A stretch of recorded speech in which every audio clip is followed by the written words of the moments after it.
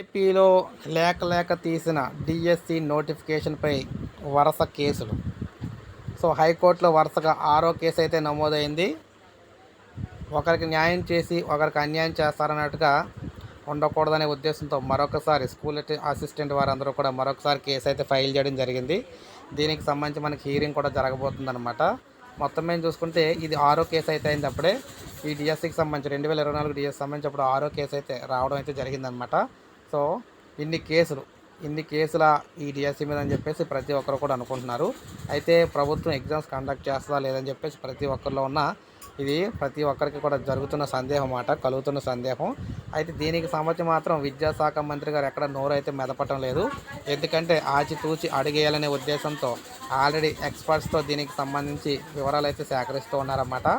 ఏ విధంగా ముందుకు వెళ్దాం ఏంటనేది అయితే ప్రజెంట్ తర్జన భర్జన పడడం అయితే జరుగుతుంది. ఈరోజు మ్యాక్సిమం మనకి సాయంత్రం లేదంటే ఉదయం ఇక్కడ మంత్రి గారు దీనికి సంబంధించి ప్రెస్ మీట్ అయితే పెట్టబోతున్నారనమాట. అప్పుడు మనకు క్లియర్గా తెలుస్తుంది ఎగ్జామ్స్ అనేది కండక్ట్ అవుతాయి లేదనేది. అప్డేట్ రాగానే వీడియో రూపంలో అందిస్తాను. ఒక లైక్ చేయండి, సబ్స్క్రైబ్ చేసుకోకపోతే మన ఛానల్ సబ్స్క్రైబ్ చేసుకుని